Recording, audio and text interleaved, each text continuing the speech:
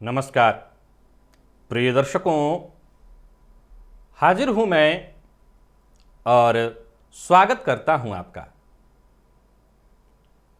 इस चैनल पर प्राच्य ज्योतिष विज्ञान।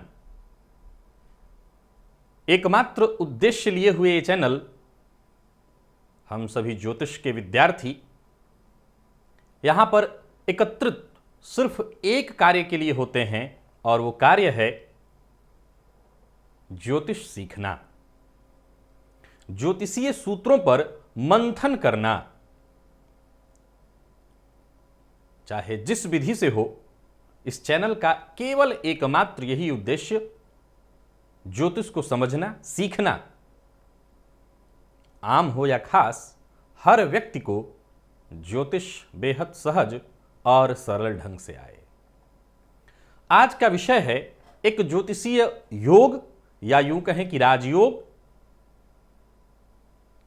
लेकिन जैसा मैंने कहा, इस चैनल का यह उद्देश्य नहीं है कि मैं यहां पर राजयोग आपको बताने आया हूं। राजयोग बताने के लिए एक और चैनल है जहां आप देख लिया करते हैं, राजयोग को समझ लेते हैं। यहां पर मैं उपस्थित हुआ हूं यह बताने के लिए कि अगर यह राजयोग है तो क्या इसके भीतर भी कोई कमी हो सकती है। राशिफल में एक सूत्र बताया था, अखंड धन योग, और यह बताया था मैंने कि इस योग के होने से जातक के जीवन काल में वो इतना धन अर्जित करता है जिस धन का वो स्वयं तो उपभोग करे ही, उसकी आने वाली पीढ़ियां भी उसके द्वारा एकत्रित धन का भोग करती हैं।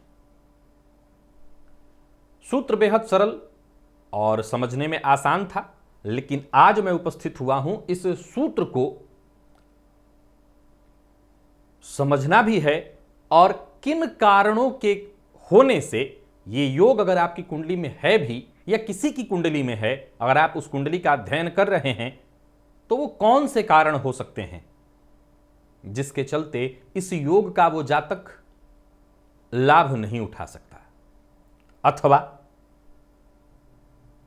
इस सूत्र के जो और सारे पहलू हैं उसकी भी आज हम जानकारी हासिल करेंगे, बारीकी से उसकी जांच करेंगे।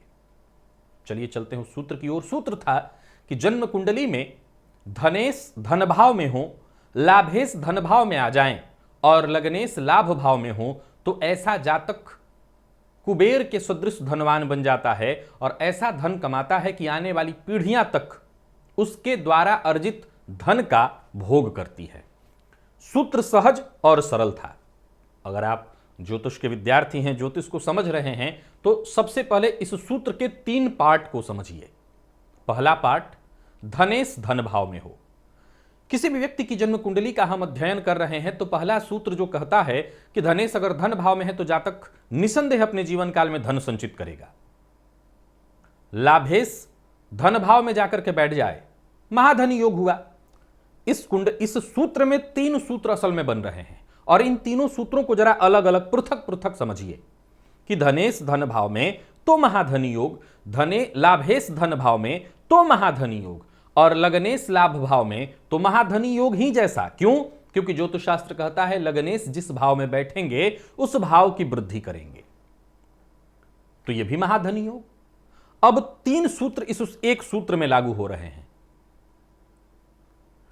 अब आज का विषय जो मैं आपको बताने जा रहा हूं उसके लिए मैंने सामान्यतः एक सिंह लग्न की कुंडली बनाई। सिंह लग्न की कुंडली इसलिए बनाई क्योंकि यहां पर धनेश और लाभेश बुध ही होते हैं। अब सूत्र को जरा समझिए कि धनेश धन भाव में और लाभेश भी धन भाव में, लेकिन सिंह लग्न की कुंडली में यह सूत्र लागू तभी होगा जब धनेश और लाभेश लाभ भाव में बैठे हों, क्योंकि सूर्य बुध सदैव एक घर आगे पीछे होते हैं। तो यहां पर धनेश होंगे तो सूर्य कभी भी लाभ भाव में नहीं हो सकेंगे। तो यह सूत्र तभी घटित होगा जब धनेश और लाभेश लाभ भाव में और लग्नेश भी लाभ भाव में। अब इस लग्न की कुंडली में अगर सिंह लग्न की कुंडली है, मैं बाकी के बारे में भी बताता हूं, तो जरा ध्यान से देखिए कि मात्र इतना ही कहना चाहता है यह सूत्र कि सिंह लग्न की कुंडली में बुधादित्य योग लाभ भाव में बना हुआ हो तो ऐसा जातक निसंदेह कुबेर के सदृश होगा। मैंने बताया था बहुत पूर्व में ही आपको कि बुध और सूर्य अति विशिष्ट कारक हो जाते हैं लाभ भाव में। अति विशिष्ट सूर्य का लाभ भाव में होना भर इस बात की सूचना है कि ऐसा जातक अपने जीवन काल में धन को लेकर के कभी नहीं रोएगा, धन उसके रोने का कारण नहीं बनेगा। परंतु ये तो सूत्र था जो मैंने उस दिन भी समझाया था। आज क्या है प्रिय दर्शकों, अगर आप अपनी कुंडली का अध्ययन कर रहे हैं, अगर आप किसी की कुंडली का अध्ययन कर रहे हैं, अब मान लिया जाए यही सिंह लग्न की कुंडली है, ये सामान्य स्थिति प्रायः देखने को मिल जाती है सिंह लग्न के। आज अगर 100 दर्शक हैं तो 100 में से लगभग 20 दर्शकों की कुंडली में यह स्थिति हो रही होगी। अब दर्शक या आपके द्वारा किसी की कुंडली का अध्ययन किया जा रहा है तो वो व्यक्ति कहता है कि कहां, क्या बात कर रहे हैं, मैं तो अपना पेट नहीं भर पा रहा हूं, औरों का क्या। देखिए, हमेशा इस बात का ख्याल रखना होगा कि ज्योतिषीय सूत्र जो चाहे वो मैं राशिफल में या कहीं भी बताता हूं वो अक्षरशः सत्य है, लेकिन उस सूत्र के पीछे भी कुछ चीजें काम करती हैं, हमें उनका ध्यान हमेशा रखना होता है। जैसे मान लिया जाए कि यही लग्न है और यही स्थिति है, तो इसमें कोई दो मत नहीं है कि उस जातक के जीवन काल में धन आगमन तो होगा, लेकिन जरा समझिए कि किसी भी सूत्र को सिद्ध होने में केवल एकमात्र वो सूत्र कभी कारण नहीं हो सकता। उदाहरणार्थ, यही योग है लेकिन ये जातक भाग्य से बेहद कमजोर है, अर्थात इसके भाग्यपति नीच राशि में बैठे हैं, हो गया सूत्र का कबाड़, सूत्र किसी काम का नहीं। तो अब वो व्यक्ति कह रहा है कि नहीं, मेरी कुंडली में तो ये योग लागू हो रहा है लेकिन मुझे कहां कुछ मिल रहा है। और सुनिए, यही स्थिति है लेकिन लग्नेश जो सूर्य हैं वो बैठे तो लाभ में है, मृत अवस्था में है, हो गया सूत्र का कबाड़, कुछ भी नहीं मिलने वाला यहां पर। यही स्थिति है और यहां पर बैठे सूर्य पर शनि की दृष्टि पड़ जाए तो ऐसा जातक धन अर्जित कहीं से कर भी ले। वैसे तो शनिदेव अपने विच्छेदात्मक दृष्टि डाल करके धन आगमन होने ही नहीं देंगे, हमारा सारा सूत्र ही यहां खत्म हो रहा है, लेकिन फिर भी अगर धन आगमन हो जाए तो उस धन का सुख क्या है? केवल पेट भर लेना, केवल अच्छे कपड़े पहन लेना? धन का असल सुख यह है कि जब आप धन का सुख भोग रहे हो तो आप लोग को 10 लोग जाने, 10 लोगों की नजर में आप एक सम्माननीय व्यक्ति हो, तभी आपके धन का सुख है। वो शनिदेव होने ही नहीं देंगे, तब भी ये सूत्र काम नहीं करेगा उस व्यक्ति के जीवन काल में। और सुनिए, अब मान लिया जाए बुध सूर्य के साथ ही रहते हैं, प्रायः ये बात लोगों के समझ में नहीं आती, कई बार मैंने बताया बुध अस्त ही रहा करते हैं, लेकिन बुध के अंश को देखा जाता है। अगर बुध 12 अंश से ऊपर होकर के अस्त हुए हैं सूर्य के साथ, एक सूत्र को ले लीजिए एक साथ और कुछ समझ लीजिए कि कहीं भी कुंडली में बुधादित्य योग हो तो बुधादित्य योग मान्य होगा, परंतु यह देखना होगा कि बुध 12 अंश पर हो या 12 अंश से ऊपर हो। तो 12 अंश से ऊपर के बुध अस्त अवस्था में भी शुभ फल प्रदायक बनते हैं, मजबूत होते हैं। लेकिन साथ ही साथ हर योग में तर्क होता है कि योग कारक ग्रह की स्थिति को देखिए, क्या योग कारक ग्रह मजबूत अवस्था में है, अंश बल में बली हैं? और अगर जवाब है ना, तो फिर फायदा नहीं है, रिजल्ट ही नहीं है। तो यह सदैव ध्यान रखना होता है। अब मैंने ये जो सूत्र बताया था, आप किसी भी लग्न की कुंडली को लीजिए, ये तो सिंह लग्न था, यहां आसान था। ये सूत्र अपने आप में महान है, इसमें कहीं कोई संशय नहीं कि अगर आपकी जन्म कुंडली में धनेश धन भाव में बैठे हैं तो मैंने कहा यहां 3 सूत्र लागू हो रहा है। धनेश का धन में होना, लाभेश का धन में होना और लग्नेश का लाभ में होना। किसी भी लग्न को ले लीजिए आप, किसी भी लग्न में यह स्थिति बन रही हो तो इसमें कोई डाउट नहीं हम कर सकते कि वो जातक जिसकी कुंडली में यह सूत्र बन रहा है या इसमें से एक भी बन रहा है। उदाहरण से लीजिए कि आपने किसी कुंडली को देखा, आपने अपनी ही कुंडली को देखा और कुछ छोड़िए आपके लगने से ही लाभ भाव में बैठे हैं, तो यह अपने आप में महान धनी योग है, यह अपने आप में महाधनवान योग ही है। लेकिन कई बार दर्शक जब गुस्साते हैं, कई बार लोगों को जब वो सूत्र नहीं मिल पाता या नहीं समझ पाते तो वो गुस्सा हो जाते हैं। उदाहरण से लीजिए, कल मैंने एक कोरोना का वीडियो बनाया था, आपने देखा होगा। ये विषय वहां पर नहीं लाया क्योंकि ये जो चैनल है यहां पर मेरे सीमित दर्शक हैं और वही दर्शक हैं जो मुझसे पूरी तरह से जुड़े हुए हैं। उस वाले चैनल पर सभी जो भी मनाए वो आते हैं देखने के लिए, और ठीक है। मतलब मैंने कमेंट का एक आंकड़ा निकाला था कि उसमें लगभग हर 100 कमेंट पर एक ऐसा बंदा आया जिसने जी भर के मुझे कोसा, जबकि मैंने बातें सारी साफ साफ रखी थी।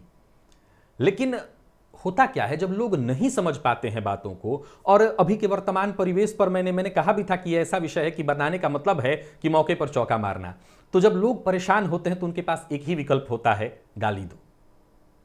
तो जिनको जो समझ में आया, जैसा आया, हालांकि एक यूट्यूब की ये महान कृपा है कि जब पाप बढ़ जाते हैं तो यहां पर आ जाइए और अपनी बातें रखिए। लोगों के समझ में नहीं आएगा तो आपको गाली देंगे, और गाली देंगे तो आपका पाप, जो पाप है वो नष्ट होगा, क्योंकि आप अपनी जगह पर गलत तो नहीं है। बात तो मैंने सही रखा था, बड़ा सरल सा तर्क दिया था कि जल तत्व से सूर्य अग्नि तत्व की ओर बढ़ रहे हैं।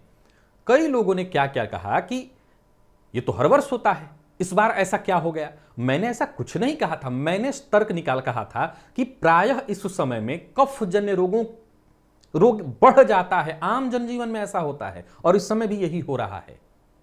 लेकिन चूंकि माहौल खराब है, एक अलग रोग है जो इससे मिलता जुलता है, तो वो भी इसी में काउंट हो रहा है। बात बस इतनी थी।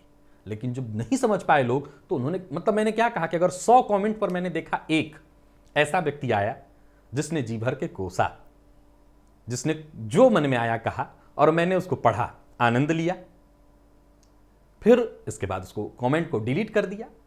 असल में देखा जाए तो मेरे अपने चैनल में एक अपना अनुभव रहा है कि प्रायः बहुत कम मात्रा में लोग आते हैं जो ऐसा कहें कि आप ये गलत बता रहे हैं। प्रायः नहीं ही बताता हूं तो नहीं आते हैं, लेकिन आते हैं, मेरे लिए भी आते हैं। जब आप एक खुले प्लेटफॉर्म पे होते हैं तो लोग आपको अपशब्द बोलते हैं और आपको सुनना पड़ता है। तो मैंने सुना, मुझे उसमें कोई दिक्कत नहीं है, हटा देता हूं उसको, इसलिए कि ये जो यूट्यूब चैनल है मेरा एक उपवन है, और उस उपवन में आप फूल हैं, मैं माली। तो मैं नहीं चाहता कि इसमें कोई आवारा पशु घुसाए, झाड़ झंखाड़ उगाए, उसे साफ रखना होगा ताकि ये उपवन साफ रहे। लेकिन हां, उससे कई बार मुझे फायदा मिलता है एज ए माली, की जानकारी रखनी होती है कि किस चीज से नुकसान हो सकता है मेरे उपवन को, तो उससे बचाने की जानकारी मिल जाती है, तो वो अच्छा होता है। मैं नहीं चाहता कि बाकी के लोग उसमें आएं और इस तरह के परिवेश में किसी को जवाब दें, इसलिए भी क्योंकि क्या होता है कि कई बार मुझे किसी ने बोला तो उसके पीछे 10 लोग पड़ गए ये जवाब, तो उससे क्या होता है कि और स्थिति खराब होती है। तो उसको मैं पहले ही हटा देता हूं, भाई तुम दूर रहो, नहीं तो मेरे और लोग तुम्हारे पीछे आएंगे, तो वो ठीक नहीं होगा। खैर, हमारा विषय कुछ अलग है, ज्योतिष को समझना। प्रिय दर्शकों, ज्योतिष को समझने की आवश्यकता है। हो सकता है ये सूत्र आपकी कुंडली में बन रहा हो, जैसा मैंने भी बताया कि लग्नेश लाभ भाव में हो तो ये महाधनी योग है। एक सामान्य तर्क में देखें तो ये सीधी सी बात कहता है कि ऐसा जातक महाधनवान होगा, अब उसके जीवन काल में धन की कोई कमी नहीं होगी। अगर आपकी कुंडली में ये सूत्र लागू हो रहा है और आपने देखा नहीं आपके ऊपर घटित हो रही है, आपने कूदते ही कहा क्या बेवकूफ बना रहे हो, प्रायः लोग यही कहते हैं। असल में मैं बेवकूफ कैसे बना सकता हूं आपको, और वो मैं क्यों करूंगा, वो करने की आवश्यकता क्या है? अगर आप ये कह रहे हैं तो आप समझ ही रहे हैं कि मुझे करने की जरूरत नहीं हो, तो आप कहोगे ही मैं करूंगा ऐसा क्यों। खैर, असल सूत्र यहां पर वो ये होता है कि इसके बाद भी, ये एक सूत्र हुआ, इसके बाद भी चीजें काम करती हैं। जैसे मैंने कहा कि उस व्यक्ति का भाग्य ही बेहद कमजोर हो, लग्नेश लाभ में बैठे हैं लेकिन सूर्य लग्नेश ही कमजोर है, लाभ भाव में लग्नेश तो आके बैठ गए लेकिन लाभेश ही बेहद कमजोर है। तो कई तरह के तर्कों और तथ्यों को मिलाकर एक मजबूत सूत्र बनता है। दूसरा यह हुआ जन्म कुंडली की स्थिति। अब देश काल को भी देखना होता है। उदाहरणार्थ, यह जिस व्यक्ति की कुंडली में योग बना हुआ है, योग तो है, लेकिन वो एक ऐसे घर में जन्म लिया है जहां उसकी लड़ाई शून्य से शुरू हुई है। ध्यान से सुनिए और समझिए इस बात को कि आपकी लड़ाई अगर शून्य से शुरू हुई है तो आप आते आते ही इस महाधनी तक पहुंच पाएंगे। यानी आपके पीछे के लोगों ने एक ऐसा माहौल तैयार करके आपको नहीं दिया कि आपको 100 से आगे दौड़ने को मिले। आपको कहां से दौड़ने को मिला? शून्य से। तो शून्य से आपने शुरू किया है। हां, यह जो महाधन योग सिद्ध हुआ, अगर आपकी कुंडली में है और अभी तक नहीं मिला तो इसके पीछे एक और भी बात समझिए। जरूरी नहीं है कि आपकी कुंडली में और आप अकेले इसको भोग के समाप्त कर लें। आप यहां यह भी हो सकता है कि आप बनाएंगे, आप खड़ा करेंगे, इमारत बनाएंगे, आने वाली पीढ़ियां उसका भोग करेंगी। तो आज के सूत्र से आपने क्या जाना? 2-3 बातें मुख्य। योग, जैसे ये मैंने बताया था, अखंड धन योग। अब इस सूत्र के बाद कमेंट में भी कई लोगों के प्रश्न आया कि बहुत सारे ऐसे योग हैं, रोज रोज धनवान योग, कहां है इतना धन? है इतना धन, सब कुछ यही है। क्या आप उस धन को लेने के लिए प्रयत्नशील हैं?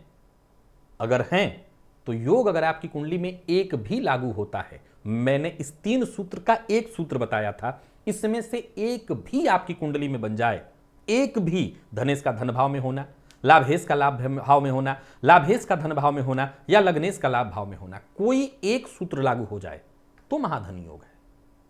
तो आप इतना धन अर्जित कर सकते हैं जिससे आने वाली पीढ़ी अर्जित धन खाए। परंतु जाहिर सी बात है कि पीढ़ी खाने की बात जब हम कर रहे हैं, यानी कई पीढ़ियों का भाग्य, तो पहले आपका भाग्य देखा जाएगा। आप कितना भाग्य लिए हुए हैं? क्या आप इतना भाग्य लिए हुए हैं कि आने वाली पीढ़ियों को भी अपना भाग्य दे सकें? कहीं ऐसा तो नहीं कि आप इतना भाग्य लिए ही नहीं हैं कि उस भाग्य का भोग अपने भर को आपका हो जाए, आपका उससे पूरा हो, तो फिर आने वाली पीढ़ियों को कैसे देंगे? तो ये सब कुछ चीजों को जोड़ते हैं और तब जाकर के कि योग का निर्माण होता है।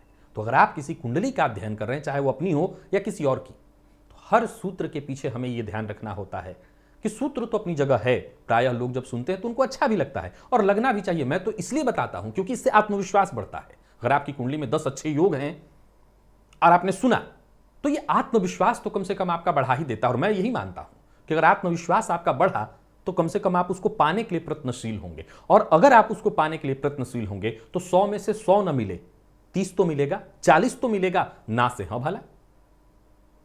आशा करता हूं इस अखंड धन योग को आप समझ गए होंगे और किन कारणों से यह योग रिजल्ट नहीं कर पाता, यह भी आप समझ गए होंगे। इजाजत दीजिए, फिर से उपस्थित होऊंगा इस चैनल पर केवल एक ही उद्देश्य लेकर, ज्योतिष की गहराइयों को, बारीकियों को हम समझ सकें। आप सभी दर्शकों ने, बहुत सारे दर्शकों ने कहा था कि ग्रहों के नैसर्गिक मित्रता के बारे में बता दीजिएगा। जरूर बताऊंगा, वो भी आने वाले दिनों में। सो निश्चिंत रहिए। आज के लिए बस इतना ही, पुनः मुलाकात होगी। तब तक के लिए नमस्कार।